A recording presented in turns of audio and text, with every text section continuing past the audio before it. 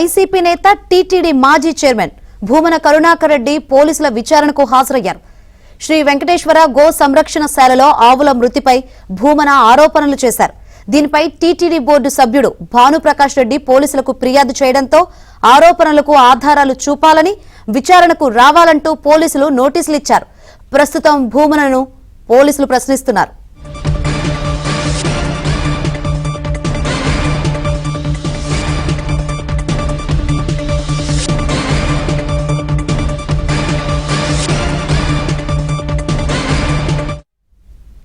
YCP నేత TTD మాజీ chairman Bhumana Karunakar Reddy పోలీసుల విచారణకు హాజరయ్యారు. శ్రీ వెంకటేశ్వర గో సంరక్షణ శాలలో ఆవుల మృతిపై భూమన ఆరోపణలు చేశారు. దీనిపై టీటీడీ బోర్డు సభ్యుడు భానుప్రకాష్ రెడ్డి పోలీసులకు ఫిర్యాదు చేయడంతో ఆరోపణలకు ఆధారాలు చూపాలని, విచారణకు రావాలంటూ పోలీసులు నోటీసులు ఇచ్చారు. ప్రస్తుతం భూమనను పోలీసులు ప్రశ్నిస్తున్నారు.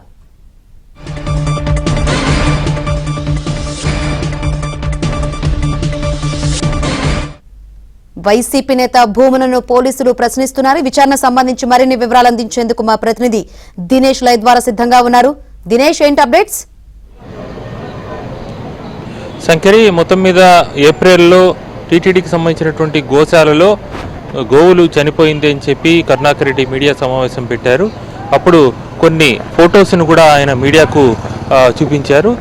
అవన్నీ కూడా ఫేక్వి, అప్పుడు ఎప్పుడివో అనేటువంటి వాటిని కూడా అప్పుడే టీటీడీకి సంబంధించినటువంటి అధికారులు కావచ్చు, వీళ్ళందరూ కూడా చెప్పారు.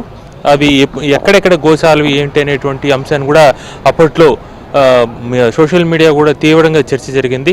టీటీడీకి సంబంధించిన ఫోటోలు కాకుండా బయట ఫోటోలన్నీ కూడా వాడారనేటువంటి ఆరోపణలు కూడా అప్పట్లో చేశారు. అయితే ఆ అంశం పైన అదే ఏప్రిల్లో 17వ తేదీ ఒక సామాన్య భక్తుడిగా భానుప్రకాష్ రెడ్డి అప్పుడున్నటువంటి పోలీసు అధికారులకి ఫిర్యాదు చేశారు. అయితే ఆ పోలీసు అధికారులు ఇటీవల బదిలీ అయిన తర్వాత కొత్తగా వచ్చినటువంటి అధికారులు దానిపైన ఇప్పుడే విచారణకి కరుణాకర్ రెడ్డికి నోటీసులు ఇవ్వడం జరిగింది. 41 నోటీసులు ఇచ్చారు. అప్పుడు కేసు పెట్టినప్పుడే 2 అంశాలు భానుప్రకాష్ రెడ్డి ఆ యొక్క ఫిర్యాదులో పేర్కొన్నారు. ఒకటి, టీటీడీ పరువుకు భంగం కలిగించే విధంగా కరుణాకర్ రెడ్డి వ్యాఖ్యలు ఉన్నాయి. గోశాలలో గోవులు మరణించకపోయినా మరణించిందని చెప్పి ఆయన తప్పుడు ఆరోపణలు చేశారని చెప్పడం ఒకటి. 2, ఘర్షణలు, మతపరమైనటువంటి ఘర్షణలు వచ్చే విధంగా, భక్తుల మనోభావాలు దెబ్బతినే విధంగా ఆయన వ్యవహార శైలి ఉందని చెప్పి కూడా అప్పట్లోనే కంప్లైంట్ ఇవ్వడం జరిగింది. ఈ 2 కంప్లైంట్ల నేపథ్యంలో అసలు ఆయన దగ్గర ఉన్నటువంటి సాక్ష్యాధారాలు ఏంటి, కరుణాకర్ రెడ్డి దగ్గర ఎలాంటి సాక్ష్యాధారాలు ఉన్నాయి, ఆయన ఆ రకమైన ఆరోపణలు చేసినప్పుడు ఆయన ఎందుకు చేశారు, ఆయన దగ్గర ఉన్నటువంటి రుజువులు ఏంటని నోటీసులో పేర్కొంటూ పోలీసులు కరుణాకర్ రెడ్డికి నోటీసులు ఇవ్వడం జరిగింది. కరుణాకర్ రెడ్డి ఇప్పుడే మనం ఎస్వి యూనివర్సిటీ పోలీస్ స్టేషన్ దగ్గరే ఉన్నాం. ఈ పోలీస్ స్టేషన్లో లోపలే 1 అవర్గా ఆయన స్టేషన్లోనే ఉన్నారు. ఆయన్ని పోలీసు ఉన్నతాధికారులు, డిఎస్పీ స్థాయి అధికారులు విచారణ చేస్తున్నారు.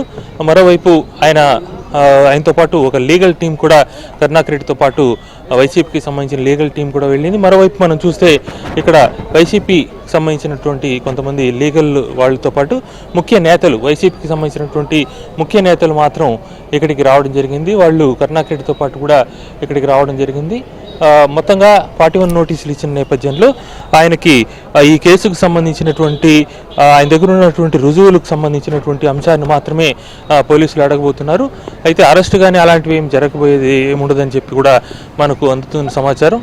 ఆయన ఇచ్చేటువంటి సమాచారం తర్వాత ఛార్జ్ షీట్ అయితే మాత్రం పోలీసులు కోర్టుకు సబ్మిట్ చేస్తారు. దాంతోపాటు దీంట్లో ఒక భక్తుడిగా భానుప్రకాష్ రెడ్డి వేస్తున్నారు నేపథ్యంలో టీటీడీ స్వయంగా దీంట్లో ఇన్వాల్వ్ కాలేదు కాబట్టి టీటీడీ అధికారులు ఎవరన్నా కేసు పెట్టుంటే అది ఒక వేరే రకంగా ఉంటుంది. భానుప్రకాష్ రెడ్డి ఒక భక్తుడికి వేసాడు కాబట్టి భక్తుడికి ఆ యొక్క కేసు వేసేటువంటి ఇది ఉంది కాబట్టి ఆ టీటీడీ తరపున ఆయన పోరాటం చేయబోతున్నారు. మొత్తంగా దీని తర్వాత లీగల్గానే పోలీసులు మూవ్ అయ్యే పరిస్థితి ఉంది. అరెస్టులు కానీ ఎటువంటి ఉండదనేటువంటి సమాచారం అవుతుంది. Shankari, right, thank